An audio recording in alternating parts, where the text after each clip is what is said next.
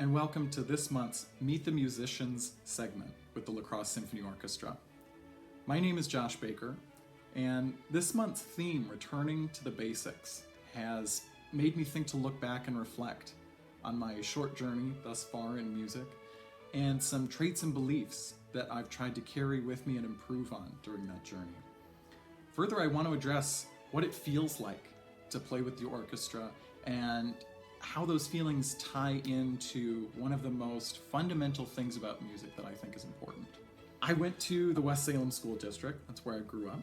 Like many young students, I began band in 6th grade. I actually started on saxophone, switched to clarinet in 7th grade. I actually had a bout of trombone in 7th grade, wasn't that great at it.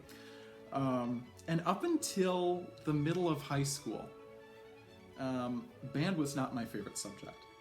I actually struggled quite a lot with note names, fingerings, rhythms, and I rarely practiced. And don't worry, I've admitted this all to my middle school band director since then. We're friends. It wasn't until about my 10th grade year in high school where something clicked for me. And while I did pick up saxophone that year to join the jazz band, I don't know that I can isolate a particular event that made me fall in love with band and with music. However, I do know that I can attribute it to two groups of people. One being my parents. Sometimes they can be even more supportive of my career choice than I can be.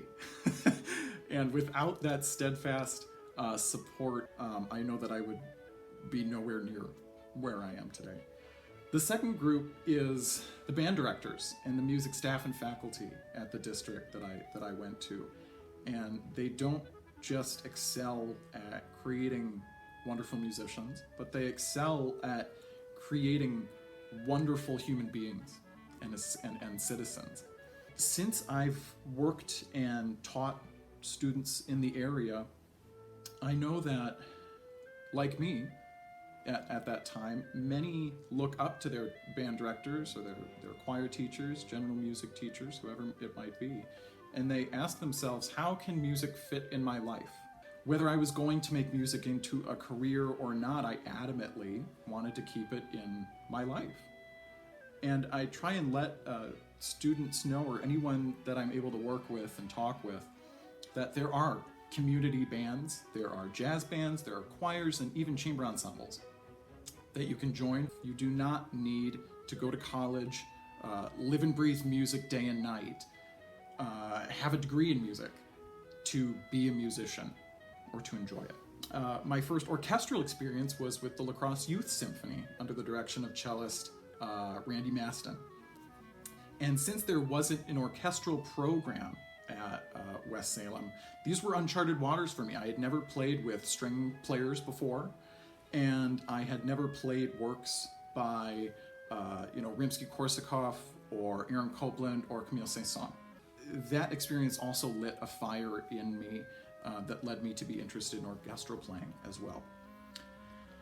So I continued music in college. I went to the University of Wisconsin-La Crosse, and I played with the wind ensemble, the orchestra, the woodwind quintet, and even the jazz band. Karen Quinn, who recently shared the first of our Meet the Musicians segments, was my jazz director at UWL. I knew that I wanted to perform wherever and whenever I could, and I learned that I actually enjoyed it, both in spite of the nerves and because I actually enjoyed the nerves. My primary teachers, Sarah Porwell-Lee, Dr. Michael Cheshire, and Dr. Daniel Seth Freeberg, in addition to my saxophone professor, Dr. Jeff Erickson, were also vital to my growth as a clarinetist, a performer, a musician, and a human being. And I knew that after I got my degree in clarinet performance and music theory, I needed to continue after this feeling that making music and sharing music gave me. So since I've graduated in 2019, I've begun playing with the La Crosse Symphony, as well with the Encore Wind Ensemble, which is based in Minneapolis, Minnesota. I've also joined the board of the newly formed Driftless Urban Orchestra under the direction of Dr. Cullen Lucas, And this is a chamber orchestra that will be serving La Crosse and the tri-state area that puts a spotlight on emerging and underrepresented composers. I also began my private clarinet and saxophone studio students in 2018. And I also teach at Lighthold Music in La Crosse and with Reed Music Studios over in Onalaska. And my goal in being a teacher is not only to give students a well-rounded understanding of the basics and the specifics of their instrument and the music that they come across, but to keep their love for music alive. And I ask almost all of my students, I say, why did you join your general music class? Or what made you want to come and take lessons? And I ask this because I want to make sure that students are playing music because they enjoy it and because they want to. Yes, studies and data show that playing and studying music can help students academically and in other aspects of their lives. But I also know that I want them to be able to go to any space where they're able to make and share music, that they feel something when they enter those spaces and that they're genuinely interested in those settings in music. So what is all of this talk about feelings in music? I've brought up this word a lot, and why am I so focused on this idea? I believe I can summarize, in my own personal opinion, one of the single biggest reasons why music is so wonderful, and why I've made it such a cornerstone of my life. And I think if I could pick one word, it would be connection. It would be connection with others. Dr. Brené Brown, a very well-known American psychologist, teaches in Texas, has said that humans are wired to connect with others.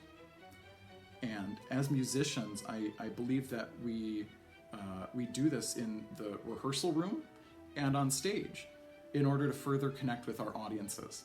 What I mentioned about looking up to your band directors, having parents that support you on this journey, wanting to take a lesson or two, not having to have a degree in music or study it day and night. I think it all comes down to its most basic form, which is for the sake of connection. I want to thank you for sharing your time with me today, and I hope that you'll join us for our upcoming chamber music concerts on October 24th, November 21st, and December 18th and 19th. I hope you are able to stay well and safe and kind. Thank you.